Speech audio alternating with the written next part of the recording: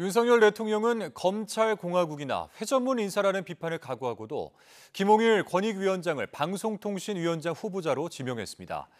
절박함에서 오는 고집이라는 해석도 있지만 윤 대통령 인사를 보면 정부 출범 때 내세운 키워드 전문성과는 거리가 있어 보입니다. 조은지 기자입니다.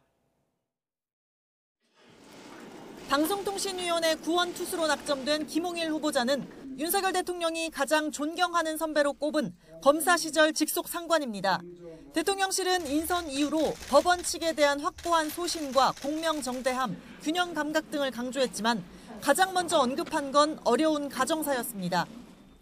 어린 시절 부모를 여인 후에 소년 가장으로 농사일을 하면서도 세 동생의 생계와 진학을 홀로 책임지고 또 뒤늦게 대학에 진학한 후 법조인이 되신 입지전적인 인물이기도 합니다. 방송통신 분야와 접점이 없는 검찰 출신, 그것도 권익위원장 임명 5개월 만에 보직을 바꾼 회전문 인사에 야당과 진보 언론은 물론 보수 매체들까지 비판에 가세했습니다. 중소벤처기업부 수장으로 오영주 외교부 2차관이 발탁된 것도 의외라는 평가입니다.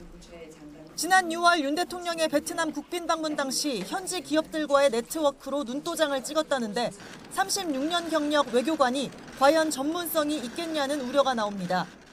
국제사회 또 신시장을 개척하는 것이 저는 매우 중요하다고 생각을 합니다. 저의 경력과 네트워킹과 또 저의 지식 등이 큰 역할을 할 수 있도록. 여권 관계자들은 YTN에 윤 대통령은 직접 일해본 잘하는 사람을 계속 쓴다. 모르는 사람은 못 믿는다고 말했습니다.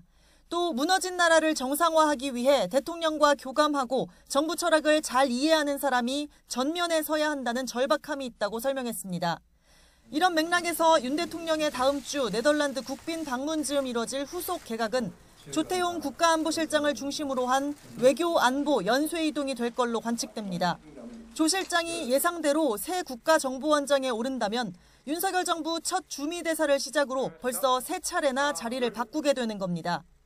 윤 대통령이 정부 조각 때 고위공직자 인선 기준으로 꼽은 건 전문성과 능력입니다. 할당이나 안배라는 것은 하지 않겠다고 말씀을 드렸습니다. 각 부처를 가장 유능하게 맡아서 이끌 분을 찾아서 인사가 만사라고 했습니다. 가뜩이나 인사청문회를 벼르고 있는 거대 야당에 더해 민심까지 등을 돌리게 되면 국정 운영은 동력을 잃을 수밖에 없습니다. YTN 조은지입니다.